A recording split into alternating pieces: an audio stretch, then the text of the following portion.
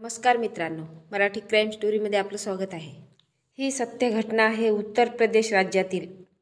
या राज्यातील ताशकंद जिल्हा नगलापार गावामध्ये प्रमोद कुमार हा आपल्या परिवारासोबत राहत होता। वय वर्ष 23। प्रमोद कुमार हा दिल्लीला होलसेल कपडे खरेदी करायचा आणि आपल्या गाडीमध्ये भरून छोट्या दुकानदाराला कपडे द्यायचा। त्यात त्याला चांगला नफा मिळत होता। संपूर्ण खर्च जाऊन दिवसाला तो 2 ते 2.5 हजार रुपये आरामात कमवायचा। प्रमोद याचं सगळं काही सुरळीत होतं। त्यामुळे घरच्यांनी ठरवलं की प्रमोद याचे लग्न करून द्यायचे। त्यांनी मुलगी शोधायला सुरुवात केली आणि एका मुलीचं स्थळ त्यांना चालून आलं। त्या मुलीचं नाव शिवानी असं होतं। ती अतिशय दिसायला सुंदर होती। प्रमोदने शिवानीला पाहता क्षणी पसंत केले आणि दोघांचेही लग्न 2018 मध्ये मोठ्या थाटामाटात झाले। प्रमोदची सासू ही मुलीप्रमाणे अतिशय देखणी होती। तिचं नाव प्रेमवती असे होतं। ती स्वभावाने चंचल आणि हसतमुख होती। तिची वाईट नजर जावयावर पडली। तिने कसलाही विचार न करता ती जावयाकडे आकर्षित झाली। स्वतःच्या मुलीच्या सुखी संसारात तिने विष कालवलं। सासू प्रेमवती हिने एक टेक्निक अवलंबली। तिने स्वतः यात पुढाकार घेतला। ती जावई प्रमोद याच्याशी जवळीक साधण्याचा प्रयत्न करू लागली। त्याला मान सन्मान देऊ लागली। वारंवार ती घरी बोलावू लागली।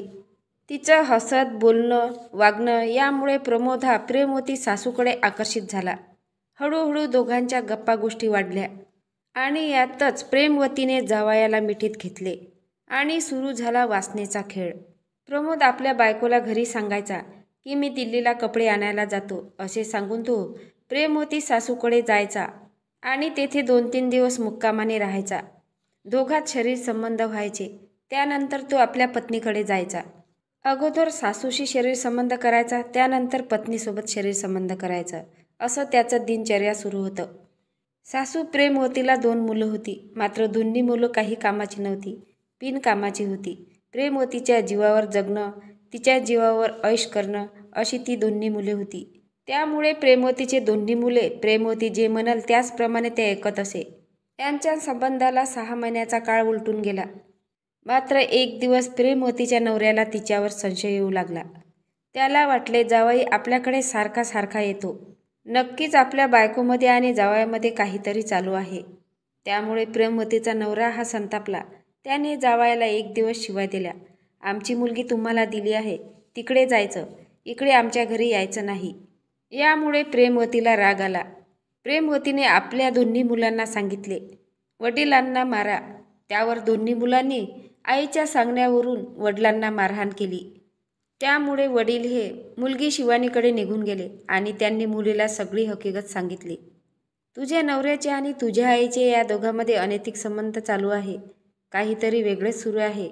मला पूर्णपणे संशय आहे। तुझ्या नवऱ्याला आमच्याकडे येऊ द्यायचे नाही।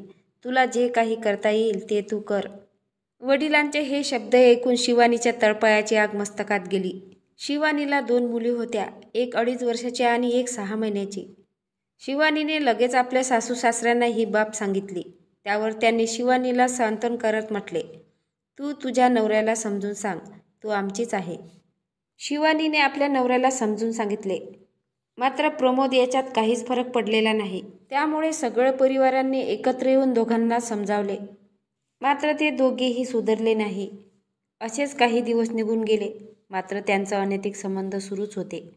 दोघांना अनेक वेळा समजावून सांगूनही मात्र त्यांनी ऐकले नाही। त्यामुळे शिवानी ही नैराश आणि हताश झाली। तिला काय करावे काही कळत नव्हते। त्यातच तिने एक धक्कादायक निर्णय घेतला। 5 ऑक्टोबर 2025 रोजी शिवानीने आपल्या राहत्या घरी गळफास घेतला आणि आपली जीवनयात्रा संपविली। शिवानी ही निघून गेली। 2 छोट्या मुली अनाथ झाल्या। ही घटना सर्वत्र वाऱ्यासारखी पसरली। कुटुंबातील सगळ्यांनी मिळून जावयाविरोधात गुन्हा दाखल केला। या प्रकरणात पोलिसांनी अत्यंत चांगल्या प्रकारे कामगिरी बजावली। पोलिसांनी आत्महत्या करण्यास प्रवृत्त केल्याबद्दल प्रमोदला अटक केली। या घटनेत 2 संसार उद्ध्वस्त झाले। अनैतिक संबंधामुळे तिने आपल्याच मुलीचा संसार उद्ध्वस्त केला। या कलयुगामध्ये कोणावरही विश्वास ठेवता येत नाही। तुम्हाला या घटनेबद्दल काय वाटते नक्की कमेंट बॉक्समध्ये सांगा। नवीन असाल तर चॅनलला सबस्क्राईब करा, लाईक करा। भेटूया पुढल्या व्हिडिओत। जय महाराष्ट्र।